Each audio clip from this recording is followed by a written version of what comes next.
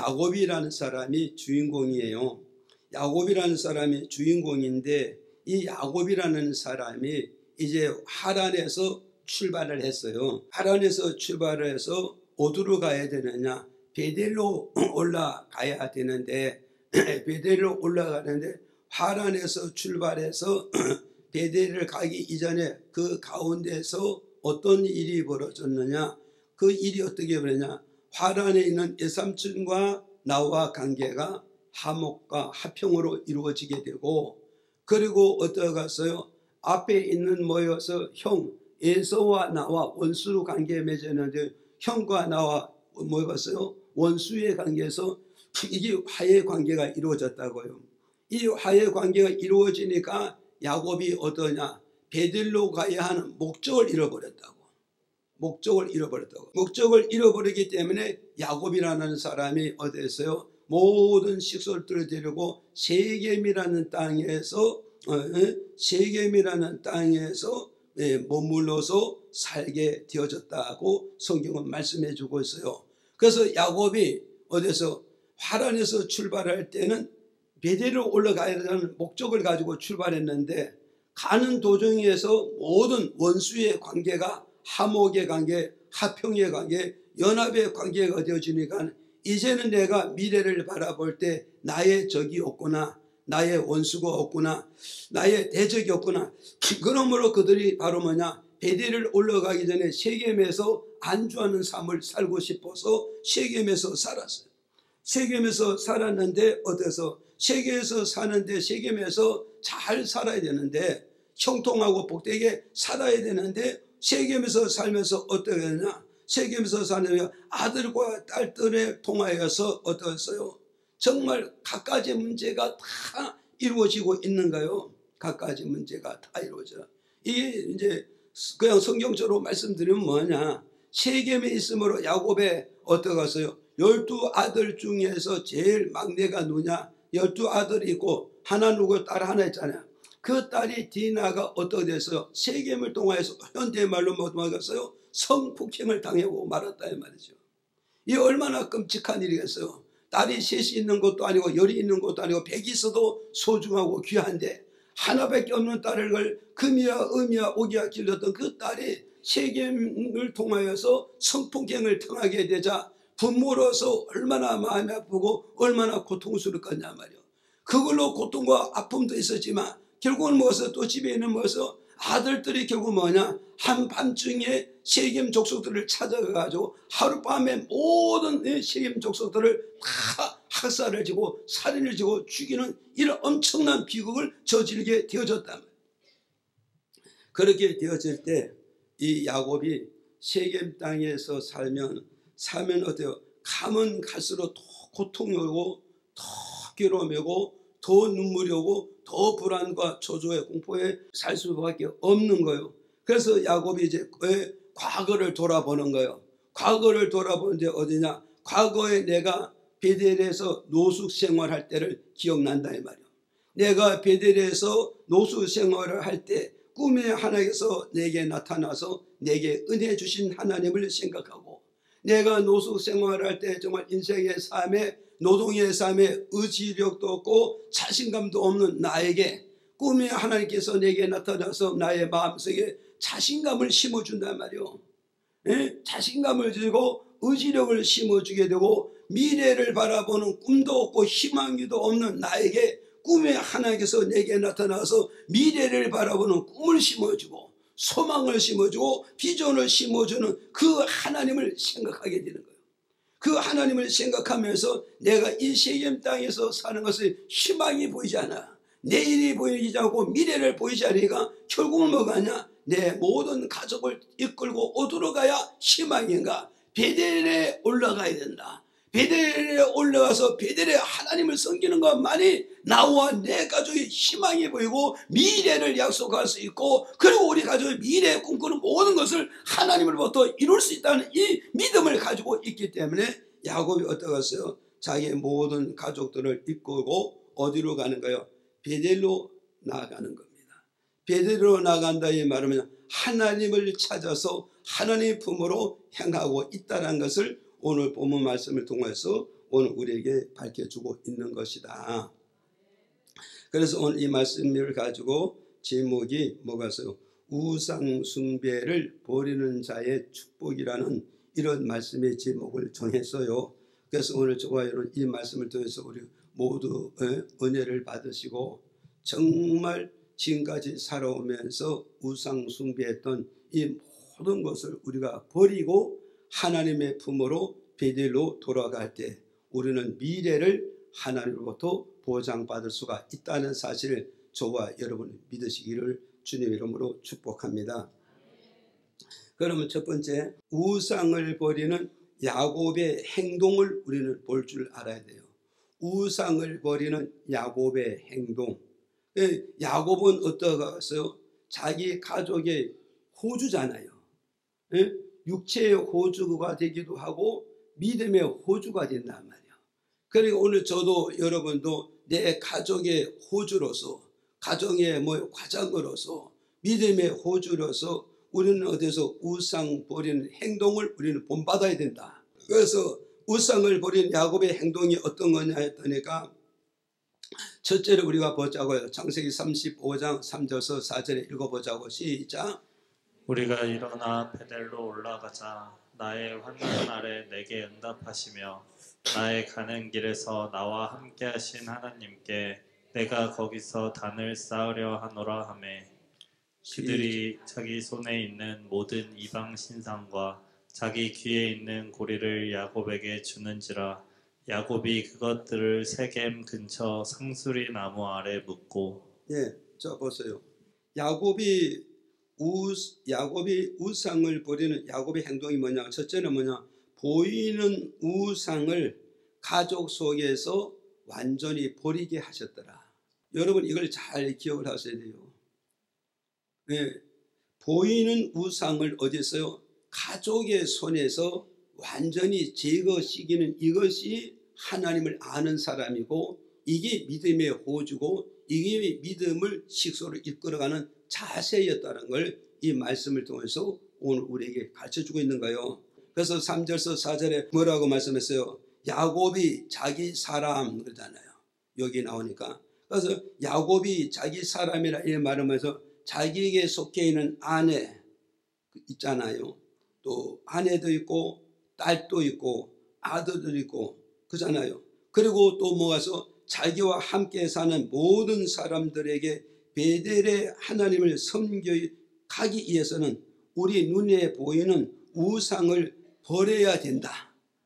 우상을 버려야 된다. 우리의 눈에 보이는 우상, 우리가 지고 있는 이 우상을 버리고 베델로 나가서 하나님을 섬길 때 하나님을 그걸 기뻐히 받으시지만 우리 눈에 보이는 우상과 우리 손에 들고 있는 이 우상을 버리지 아니하고 베델로 나간다면 하나님은 기뻐하지 않고 하나님은 좋아하지 않고 하나님 우리 가족에 복 줄 리는 없을 것이다.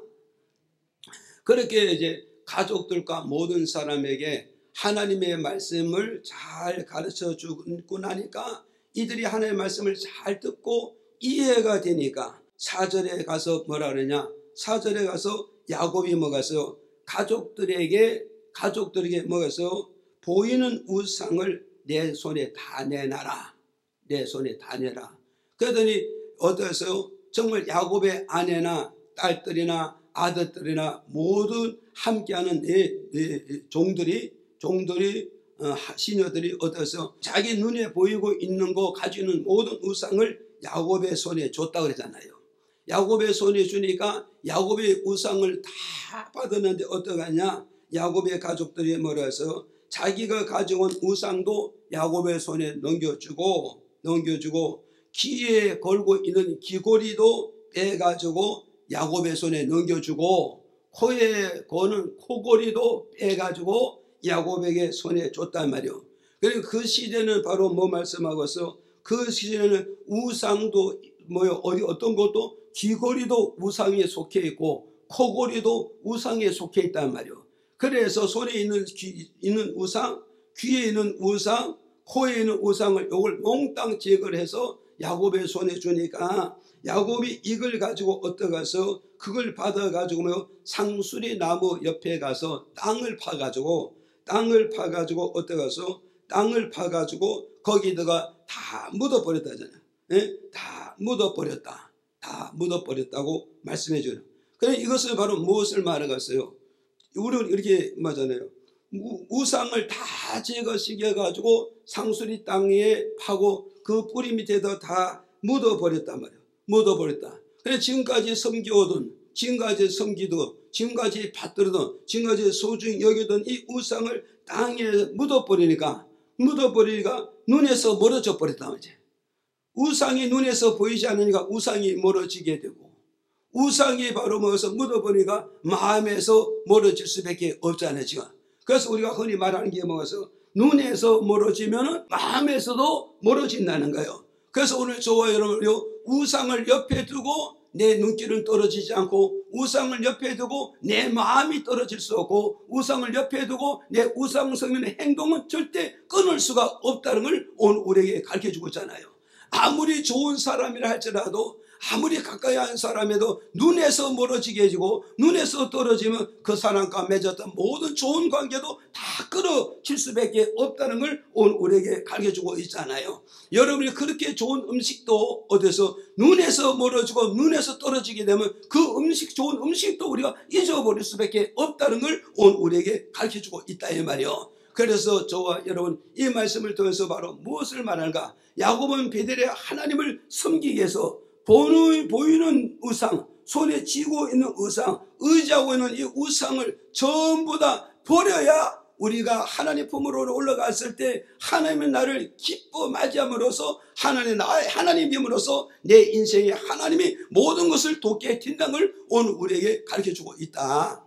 그래서 저도 여러분 오늘 어떠셨어요? 정말 우리 메시지를 통해서 이 말씀을 통해서 우리는 어떠셨어요? 우상을 버려야 우리가 내일의 희망이 있다.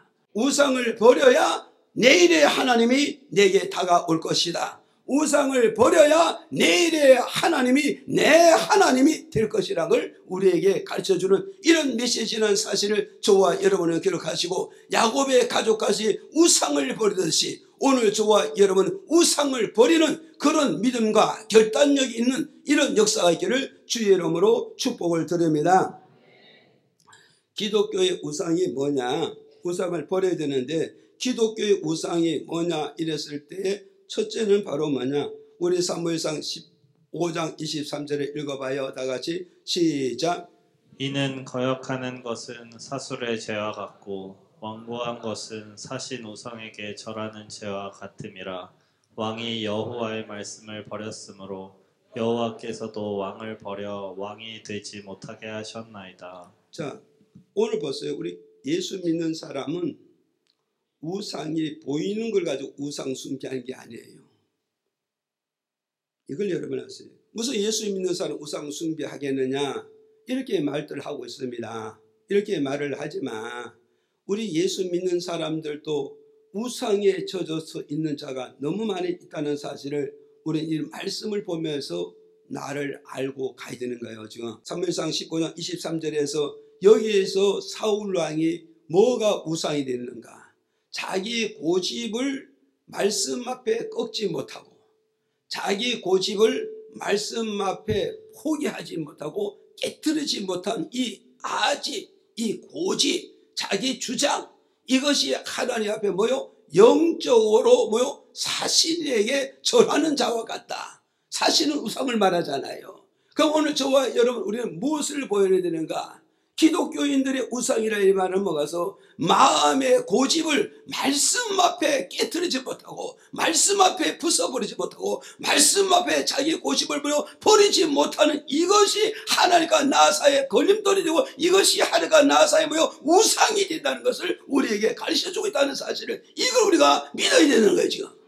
그래서 주님께서 누가복음 9장 23절에 이렇게 말씀해요. 누구든지 나를 따라오려면, 누구든지 나를 섬기려면, 누구든지 나를 받들으려면 내 자신을 부인해라. 내 고집을 포기해라. 내 아집을 포기하고, 그리고 내가 네게 주는 십자가 가지고 나를 따라와야 네가 내 제자가 되고, 네가 내 가족이 되고, 네가 내 식구가 될 수가 있느니라 말씀하고 있단 말이에요. 사울 왕이 뭐 때문에 망했을까요? 고집 때문에 망했잖아요. 고집이란 건 뭐요? 하나님 앞에 우상이란 말이에요. 이 우상 때문에 그 엄청난 축복을 받고서도 미래를 보장받지 못하고 미래에 다 가정 멸망당한 것까지 다 깨지고 부서지는 이런 비극 중에 비극의 왕이 되어졌다는 사실을 오늘 저와 여러분 믿으셔야 된단 말이에요. 그래서 오늘 저도 여러분도 예수 가라사대 말씀 앞에는 내 고집도 내 아집도 내 지식도 내 모든 경험도 모든 체험도 다 깨뜨리고 부수고 말씀에 복종할 때 하나님과 나 사이에 우상이 끼어들지 않았다는 걸 우리에게 가르쳐주는 메시지라는 사실을 오늘 저와 여러분 믿으셔야 됩니다. 이걸 우리는 잘 기억을 해야 돼요. 그래서 말씀 앞에 내 고집을 꺾읍시다. 꺾이는 건 아픕니다. 그죠? 꺾이는 건 아프지만 살기 위해서는 꺾어야 됩니다. 이해가시죠? 그래서 꺾기가 아프기 때문에 사람들 안 꺾고 있어요. 아픔이라는 그 진통 속에 새 날이 온다는 거, 새 열매가 온다는 거, 새 역사가 온다는 사실을 저와 여러분 믿으셔야 돼요. 이해가시죠? 자, 두 번째는 보세요. 우리의 우상이 뭐냐? 우리의 우상은 두 번째 골로새서 3장 5절에 한번 읽어보실까요? 시작. 그러므로 땅에 있는 지체를 죽이라. 곧 음란과 부정과 사욕과 악한 정욕과 탐심이니 탐심은 우상 숭배니라. 자, 여기서 또 우상이 뭔가? 우리 예수 믿는 자들이 내 마음속에 있는 보이지 않는 우상이 뭔가를 여기서 아주 적나라하게 좀 소개를 해주고 설명을 해주잖아요. 제가 읽어서 하나하나 설명 안 해도 여러분 지금 읽어만 봐도 우리 예수 믿는 자들의 마음속에 우상이 뭔가를 여러분 잘 알고 있잖아요 지금. 근데 이 중에서 한 가지 딱 말씀드린다면 탐심은 바로 뭐야? 여기서 여러 가지 종류가 있지만 끝에 답이 뭐요? 탐심이 우상 숭배라는 거예요. 그러잖아요. 탐심이 뭐고요? 내 것이 아닌데 남의 것을 욕심 갖는 거, 남의 것을 탐심하는 거, 남의 것을 내가 만드는 거. 그래서 십계명을 통해서 뭐요? 네 이웃의 사람을 탐내지 말 것이며 네 이웃의 재산을 탐내지 말 것이며 네 이웃의 모든 송아지나 짐승을 탐내지 말 것이며 네 이웃의 사람들을 탐하지 말아야 된다 이 말이에요. 네, 여기 이것을 벗어나지 못하면 결국 뭐냐? 탐식에 잡혔고 이 탐심이 바로 뭐냐? 하나님과 나 사이에 뭘로 나타난다고? 우상으로 드러나게 된다는 걸 우리에게 지금 가르쳐주고 있잖아요. 오늘 저도 여러분도 뭐가 있어요? 하나님 앞에 내가 하나님 앞에서 탐심 때문에 하나님과 나와 관계가 바로 되지 못하고 있는가? 이걸 여러분이 한번 보셔야 된다고. 하나님과 나와 좋은 관계를 맺어야 되는데 탐심이 가로막아 가지고 하나님과 나와 좋은 관계를 못 맺고 있다고요. 이 탐심을 제거시키면 하나님과 나와 좋은 관계가 맺어진다면 나도 건강의 주인공이 될 수 있고 나도 축복의 주인공이 될 수 있고 나도 형통한 주인공이 될 수 있는데 이 하나님과 나 사이에 탐심이 가로막아 버리니까 그 탐심이 사람과 사람의 관계도 좋은 관계를 맺어 오고 어느 날에 탐심이 들어옴으로부터 저와 나 너와 나 좋은 관계가 알게 모르게 묘한 감정으로 바꿔진다 이 말이에요. 그러면서 너와 나와 먹게 그러면서 관계가 깨지고 너와 관계가 멀어지게 되고 너와 나와 어때요? 원수의 관계로 끝날 때가 너무 많이 있다는 걸 우리는 알아야 됩니다. 그래서 우리는 가서 절대 욕심은 뭐요? 죄를 장성하고 죄를 키워서 결국 뭐냐? 죽음과 사망을 가져올 수밖에 없고 죽음과 사망을 부를 수밖에 없다고 야고보서 1장 15절을 통해서 이렇게 밝혀주고 있다는 사실을 오늘 저와 여러분 믿으셔야 된다. 그래서 우리는 밤에 뭐요? 탐욕, 욕심 이걸 빨리 제거시키는 것만큼 하나님과 나와 좋은 관계, 사람과 나와 좋은 관계로 맺어감으로 이것이 내일과 미래를 기약할 수 있고 내일과 미래를 바라볼 수 있다는 걸 우리에게 메시지로 주고 있다는 사실을 믿으시기를 바랍니다. 그 다음에 보세요. 세 번째는 바로 뭐냐? 우리 에베소서 4장 21절에서 22절을 다 같이 한번 읽어요. 시작. 진리가 예수 안에 있는 것 같이 너희가 과연 그에게서 듣고 또한 그 안에서 가르침을 받았을진데 너희는 유혹의 욕심을 따라 썩어져 가는 구습을 쫓는 옛 사람을 벗어버리고. 자, 보세요. 여기 22절에 자 보세요. 우리 기독교인들의 우상이 뭐냐? 기독교의 우상이 뭐냐면 옛사람을 벗어버리지 못한 이 삶이 우상 숭배에 젖어 있다. 지금 이걸 말씀하고 있잖아요. 그래서 여기는 뭐라고 했어요? 옛사람을 벗어버리라 그러잖아. 옛사람을 벗어버리고 옛구습을 벗어버려야 뭐요? 의와 진리와 거룩한 새 옷을 갈아입게 됨으로써 이 사람이 바로 뭐가서 우상을 벗어나서 하나님을 믿는 사람이 된다고 그 뒤에 연결시켜주고 있단 말이에요. 의와 거룩과 진리로 새 옷을 입으라 이 말이죠. 그러니까 여기에서 뭐가 있어요? 옛사람은 누군가? 옛사람은 아담의 사람이란 말이야. 아담의 사람. 그럼 아담의 사람을 벗으라 이 말은 뭐냐면 구습을 벗어라. 옛구자잖아. 습관을 익힐 수. 그러니까 결국 뭐서 아담의 타락되고 부패되고 변질되고 썩어진 그 습성, 그 성품, 그 혈통, 그 습성, 그걸 우리가 예수를 믿음으로써 그걸 벗어버려야 된단 말이에요. 이걸 벗지 못하는 이게 결국은 뭐냐? 영적 우상이 된다는 거예요. 이 영적 우상이 되어지고 있다는 걸 오늘 우리에게 가르쳐주고 있잖아요. 지금 오늘 저와 여러분 우리가 어디서 정말 아담의 습성을 벗어버리려고 얼마나 노력했는가? 아담의 습성을 벗으려고 얼마나 눈물로 호소하고 얼마나 눈물로 기도했는가? 아담 같은 그런 죄의 관계를 벗어보려고 얼마나 우리가 성경을 두들기고 성경을 붙이고 몸부림을 쳐본 적이 있겠는가? 지금 이걸 말씀해 주고 있잖아요. 지금 우리는 아담의 그 구습을, 아담의 행동, 아담의 말, 아담의 삶, 아담의 욕심, 아담의 부패를, 아담의 변질, 이걸 벗어보려고 우리가 얼마나 노력했느냐, 얼마나 눈물을 흘렸느냐, 얼마나 말씀을 붙잡고 두들겼는가. 지금 이걸 말씀하고 있다.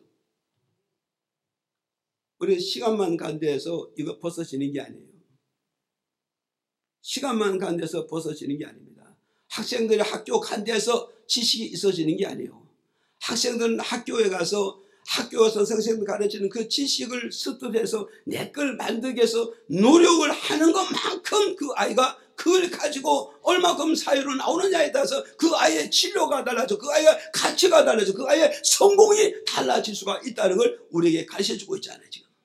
그럼 오늘 저도 여러분 우리가 교회에 나왔으면 결국은 뭐냐? 하나님의 말씀을 통해서 성령의 능력을 통하여 기도의 능력을 통하여 하나님 가까이 보는 은사를 통하여 아담의 습성을 벗으려고 얼마나 몸부림을 칠 것이냐. 그걸 오늘 벗어나느냐에 따라서 하나님은 점점 내게 다가오고 가까이 오고 나를 밀어줄 수 있지만 그것을 벗지 않는다면 하나님과 나와는 하나의 의식적인 관계밖에 안 된다는 걸 우리에게 가르쳐주고 있다. 그래서 우리 예수 믿는 사람은 뭐 보이는 우상을 섬기느냐? 우리는 보이는 우상은 누구에게도 다 들통이 나고 누구에게도 다 지적을 받고 그러잖아요. 누구에게도 다 고면을 받습니다. 그런데 우리 기독교인들의 우상은 보이지 않는 우상을 가지고 있는가요? 보이지 않는 우상. 이 보이지 않는 우상을 보고서 내적으로 숨기고 있다는 사실을 저와 여러분은 기억하시고 내적으로 숨겨 있는 우상을 말씀의 거울로 비춰볼 때 내적에 숨겨있는 우상이 다 보여지므로 말씀의 거울을 통하여서 이것을 버려야 되고 이걸 추방을 시켜야 되고 이걸 제거시킴으로 해서 오직 하나님만을 섬겨야 된다면 야곱같이 미래를 보장받을 수 있다는 걸 여러분이 기억하시기를 바랍니다. 그 다음에 두 번째 바로 뭐냐? 야곱은 우상을 척결시키기 위해서 두 번째 하는 방법이 뭐냐 했을 때에 창세기 35장 2절에 우리 한번 읽어봐요. 다 같이 시작. 야곱이 이에 자기 집 사람과 자기와 함께한 모든 자에게 이르되 너희 중에 이방 신상을 버리고 자신을 정결케 하고 의복을 바꾸라. 아멘. 자 보세요. 야곱이 우상을 척결시켜서 두 번째 행동이 뭐냐? 가족의 마음을 정결케 했더라. 다시 말씀드립니다. 야곱이 가족의 손에서 우상을 받아서 완전히 제거한 후에 가족들이 지금까지 우상 숭배함으로 더러워진 게 있단 말이에요. 가족들이 지금까지 우상 숭배함으로 더러워진 게 바로 뭐가서 마음이 더러워졌고 내 영혼이 더러워졌고 내 육체가 더러워졌단 말이에요. 더러워진 영혼과 더러워진 마음과 더러워진 육체를 가지고 베델의 하나님으로 들어간다 해봐야 의미가 없다는 거예요. 의미가 없다는 거예요. 그러면 어떠냐? 베델의 하나님을 만나기 위해서는 더러워진 마음과 더러워진 육체와 더러워진 영혼을 정결하는 그 예식을 지향했다는 것을 지금 야곱은 밝혀주고 있어요. 우리 가족이 뭐요? 우리 가족의 육체가 더러워졌어. 뭐 때문에? 우상 숭배함으로 우리 가족의 육체가 더러워졌고, 우상 숭배함으로 우리 가족의 마음이 더러워졌고, 우상 숭배함으로 우리 가족들의 모든 영혼이 다 더러워진 이 상태를 끌고는 베델의 하나님을 올라가 봐야 희망이 보이지 않는다 이거죠. 그럼 베델의 하나님을 만나러 가기 위해서 뭐가 있어요? 우리 가족을 바라보면서 정결케 해야 된단 말이에요. 우리 가족을 깨끗게 해야 된단 말이에요. 우리 가족이 그들 우상 숭배 더러워진 모든 죄를 씻어야 된단 말이에요. 그래서 그 모든 더러움을 씻는 예식을 지혜했다는 것을 가지고 바로 뭐냐? 바울은 가족을 정결케 했다는 것을 여기서 한마디로 우리에게 가르쳐주고 있다는 사실을 저와 여러분 믿으셔야 됩니다. 믿어집니까? 자, 조금 더 깊이 들어갑니다. 이건 무엇을 말하냐? 야곱과 야곱의 가족은 하나님 앞에서 어떤 백성이냐? 언약의 백성이라는 사실을 여러분이 염두를 두셔야 됩니다.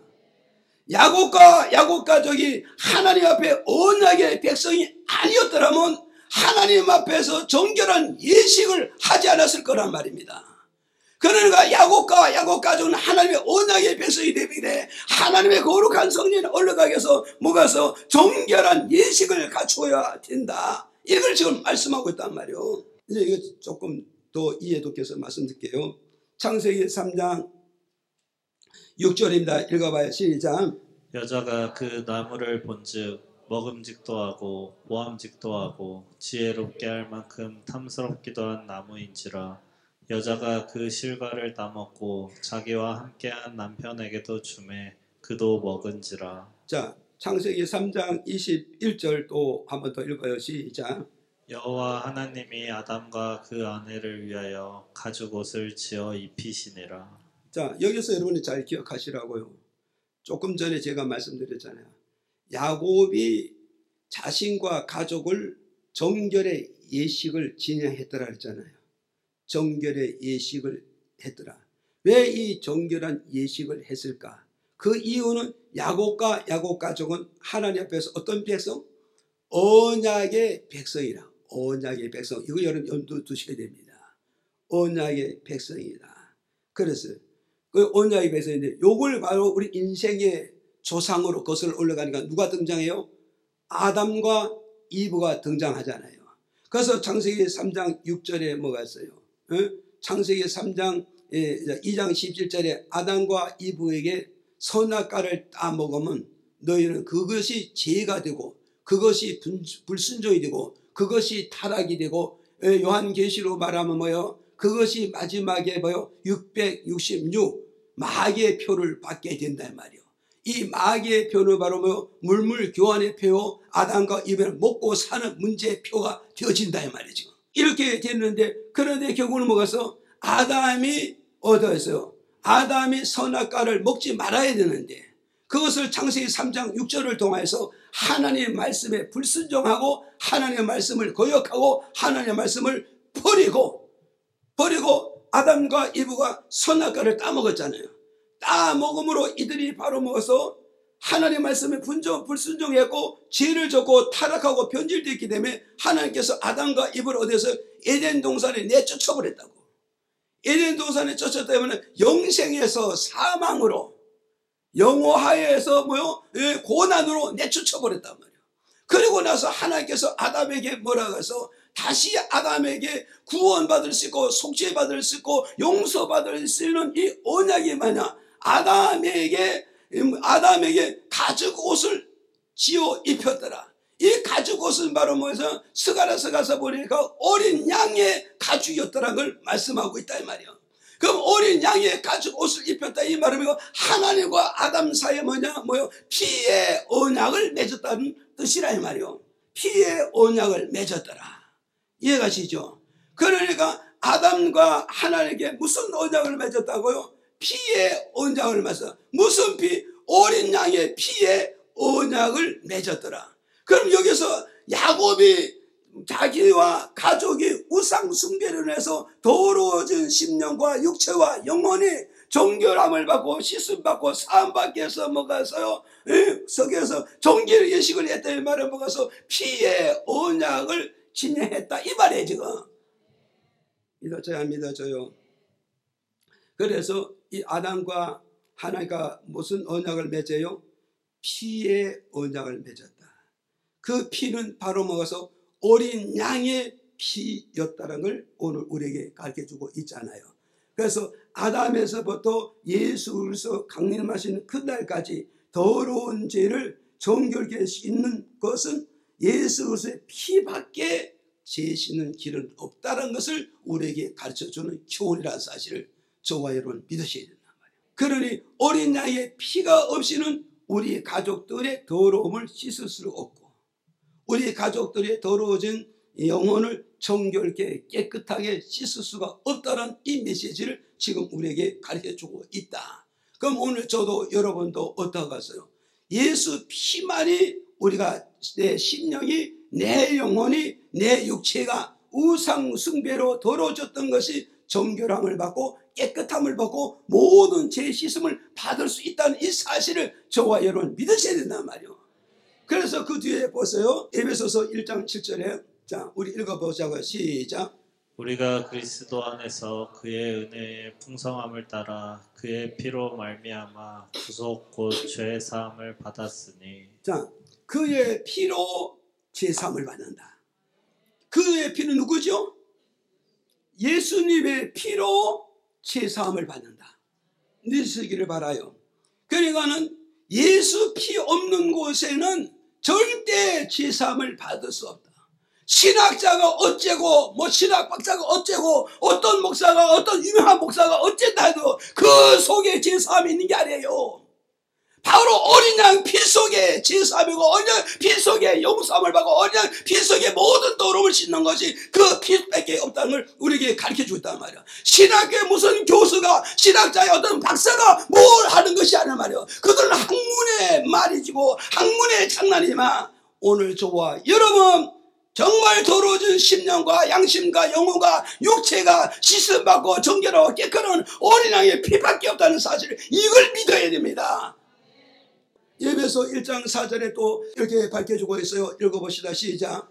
곧 창세전에 그리스도 안에서 우리를 택하사 우리로 사랑 안에서 그 앞에 거룩하고 흠이 없게 하시려고. 자 보세요. 어린 양의 피, 여기서는 그리스도를 예수 그리스도를 말하잖아요. 예수 그리스도의 그 피만이 우리를 하나님 앞에 뭐요? 흠이 없게끔 모든 더러움을 씻어서 정결케 해서 깨끗하게 해서 하나님 눈에 흠이 보이지 않게 만든다 이 말이에요. 이 흠이라는 건 한문으로 뭐요? 모자랄 흠이란 말이에요.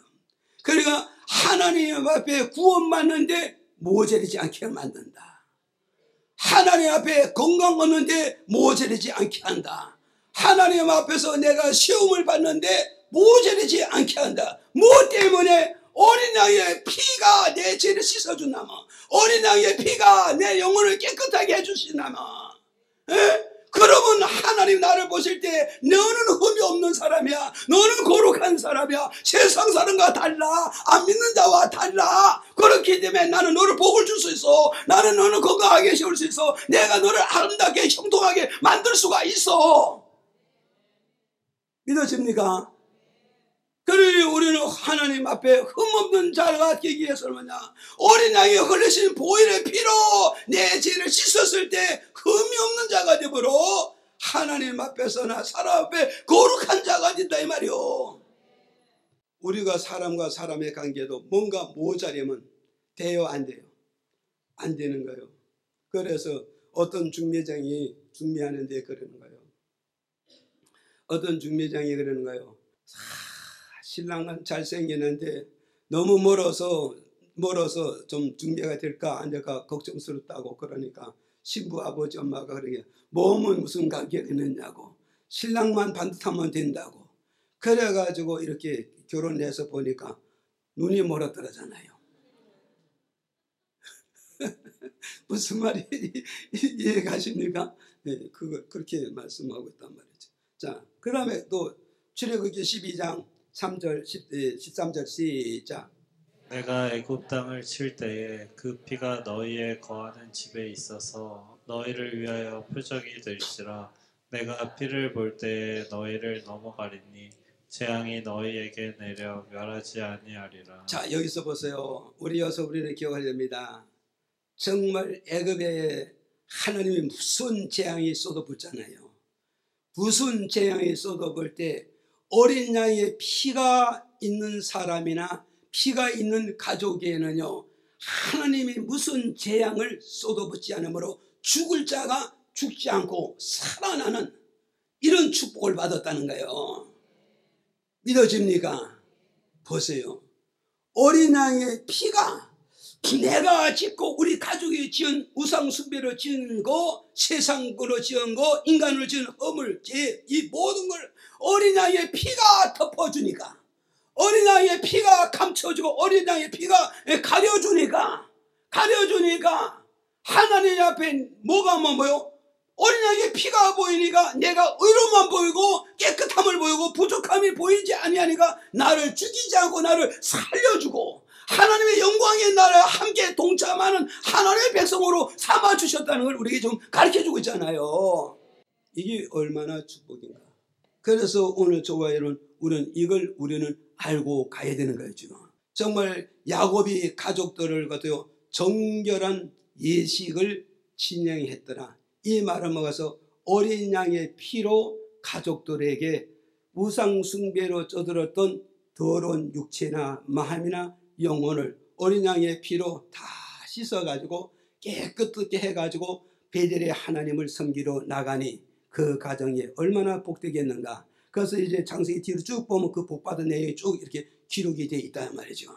그래서 이걸 가지고 오늘 현대로 말아먹어서 어린 양 대신 예수 그리스도의 이름을 믿고, 어린 양 대신 예수 그리스도의 이름을 믿고 그 어린 양 예수의 이름을 붙잡고 우리가 회개하면 내가 지은 크고 작은 모든 죄를 사해 줄 수 있고 용서해 줄 수 있고 내 모든 죄를 다 더러움을 씻어 줄 수가 있다는 걸 오늘 우리에게 주는 메시지라는 사실을 저와 여러분은 기억하시고, 저도 여러분도 예수 그리스도를 믿은 걸 믿잖아요.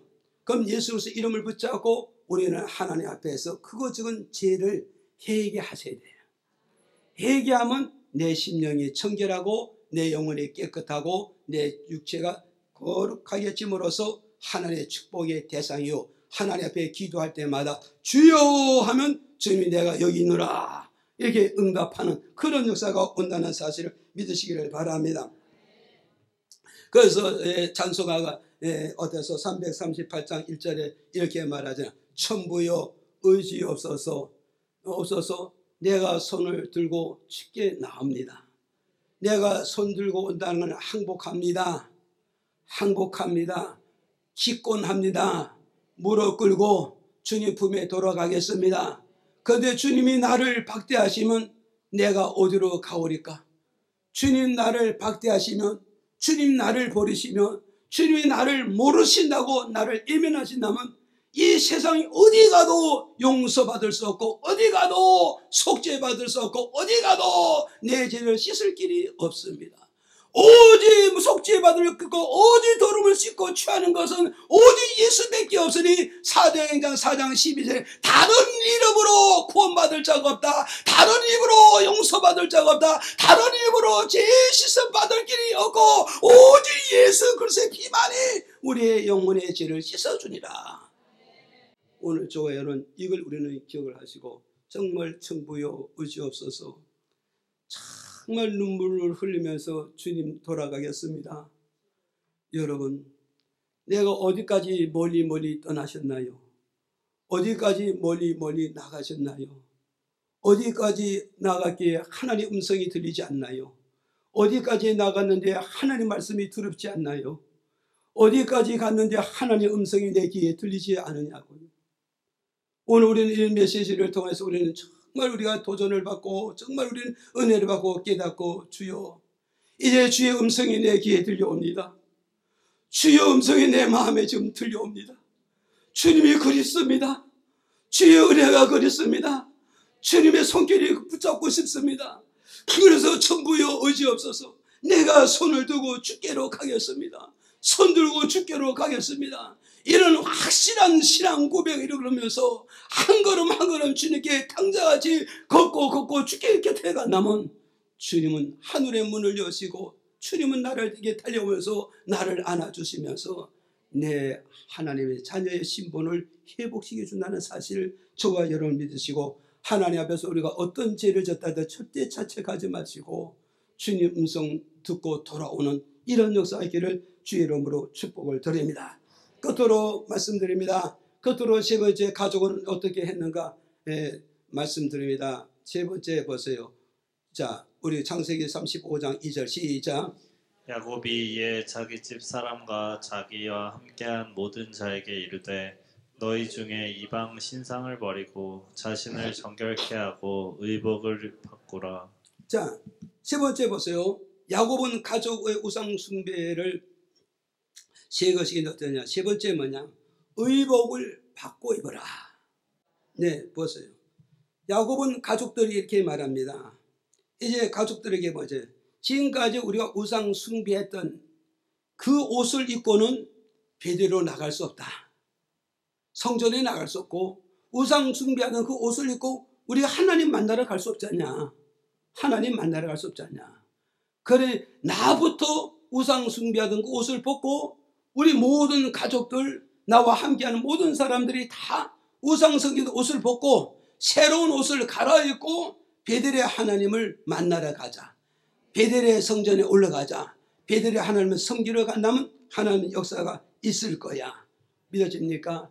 그럼 오늘 저도 여러분도 우리 이런 메시지를 통해서 우리는 뭐가 있어요? 벗어야 할 옷을 벗고 입어야 할 옷을 입어야 희망이 있다는 사실을 저와 여러분 믿으셔야 됩니다. 그럼 우리는 무슨 옷을 벗어야 되겠는가를 우리는 잘 아셔야 돼요. 무슨 옷을 벗어야 되느냐? 자, 우리 한번 읽어주세요. 첫 번째로 자, 창세기 3장 7절에 시작. 이에 그들의 눈이 밝아 자기들의 몸이 벗은 줄을 알고 무화과 나무 잎을 엮고 치마를 하였더라. 우리는 무슨 옷을 벗어야 되느냐 했더니까 무화과 나무의 옷을 벗어야 됩니다. 무화과 나무, 이게 무엇이요? 아담과 이브가 타락했잖아요. 아담과 이브가 타락하고 어디에 가서요? 숲속에 숨어가지고 자기 지은 죄를 가리기 위해서 무화과 나무 잎을 엮어서 무화과 옷을 해 입었잖아요. 이 옷은 무슨 옷이라고요? 이 무화과 옷은 바로 뭐냐? 인본 중심의 옷이란 말이에요. 인본 중심 옷. 오늘 저도 여러분도 인본 중심의 옷을 입고 성전에 백날 천날 드나들어 봐야 하나님과 만날 길은 없습니다. 하나님의 만날 길이 없습니다. 인본의 옷을 벗고 신본의 옷을 입어야만은 하나님이 내게 다가옵니다. 하나님이 나를 잡아줍니다. 하나님이 나와 함께 임마누엘의 역사가 이루어진다는 걸 우리에게 가르쳐주고 있는 거예요. 보세요. 무화과 나무 옷이 무엇이에요? 무화과 옷은 뭐요? 하나님의 눈 가리는 옷이 아닙니까 이게? 하나님의 눈을 가리는 옷이지만 하나님 앞에 이 무화과 옷을 입고서 하나님의 눈을 가릴 수 있는가? 없다 이 말이요. 손바닥 가지고 태양을 가릴 수 있겠는가? 할 수 없고 이와 똑같다 이 말이지요. 그러니까 무화과 옷을 입고서 하나님의 눈을 가리려는 이 어리석고 이 바보스러운 이런 믿음 생활, 이런 행동을 하지 말라는 걸 오늘 우리에게 가르쳐주고 있단 말이에요.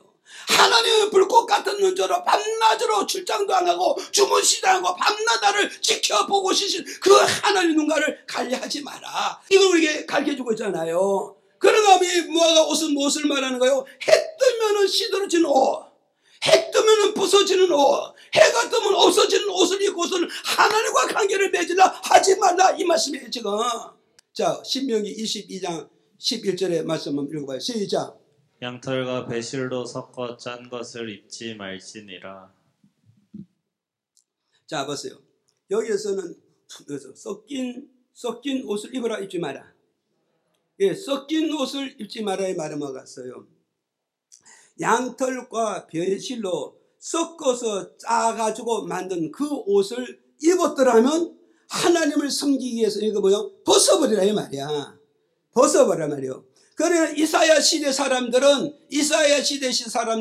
하나님 앞에서 신앙생활하면서 양털과 배실로 섞은 옷을 입고 하나님을 섬기기 때문에 이게 부정한 옷이란 말이에요. 이게 우상의 옷이고 이게 타락된 옷이라는 걸 말씀하고 있는 거예요. 그래서 하나님께서 우리에게 메시지는 양털과 배실로 섞인 옷을 입지 말으라, 이걸 우리에게 가르쳐주고 있어요. 이 말씀이 무슨 말씀이냐? 열왕기상 18장 21절에 가니까 이렇게 말씀해주고 있는 거예요. 갈마의 갈매 제단에 백성들이 모였잖아요. 정말 3년 반 동안의 흉년이 들어서 다 이제 굶고 다 죽어가잖아요.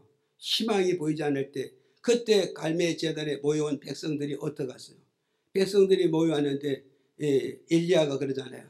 너희가 오늘 이 자리에서 언제까지 하나님과 바알실 양다리를 거치고 있겠느냐? 오늘 이 자리에서 하나님이냐 바알이냐 둘 중에 결정을 지어라. 결정을 지어라 이 말이요. 이 말은 뭘 말씀인가? 하나님 옷과 우상의 옷을 섞인 옷을 입고는 절대 된다 안 된다? 절대 안 된다는 거예요. 믿어집니까? 그러니까 바알의 옷을 입고 하나님의 옷을 입고 섞인 옷이잖아요. 바알은 바로 우상이잖아요. 우상의 옷을 입고 하나님의 옷을 입어가지고 이래 섞은 옷을 입어가지고 이걸 바로 혼합주의 사상이란 말이에요. 혼합주의 신앙이란 혼합주의 말씀이란 말이에요. 이걸 가지고 갈라디아 1장 7절에 보면 변질된 복음, 고린도후서 4장에 가서 보니까 혼합된 복음, 변질된 복음, 혼합된 복음, 이런 메시지를 듣고 이런 믿음을 가지면 다 죽고 하나님과 아무 관계없는 그런 믿음 된다는 걸 우리에게 가르쳐주고 있잖아요. 믿어집니까? 그래 오늘 저와 여러분 우리는 어떠하고 왔어요? 저와 여러분 보세요. 정말 양털과 배실로 섞인 옷을 입지 말고, 만약에 그 섞인 옷을 입고 신앙생활을 하면 이 시간에 이 메시지를 통하여서 이 은혜를 통하여서 우리는 벗어버려야 된다 이 말이에요. 그래서 벗고 의와 진리와 거룩한 옷을 입고 주를 섬기게 되면 우리는 내일이고 미래에 하나님으로부터 보장받게 된다는 것을 오늘 우리에게 가르쳐주고 있다. 그래서 오늘 이제 설날이 다가오니까, 설날이 다가오기 때문에 목사님 우상에 대해서 이렇게 메시지를 전하니까 여러분 이 메시지를 통하여서 야곱과 같이 우상 숭배하는 세계 땅에서는 자식들이나 딸이나 아들이나 문제만 계속 터뜨리잖아요. 계속 문제를 터뜨리니까 결국은 안 되잖아요. 그러니까 우상은 아무것도 아니고 우리에게 저주만 가지고 우리에게 화만 가지고 우리에게 실패만 가지고 문제만 자꾸 유발시켜주는 게 이게 우상이구나.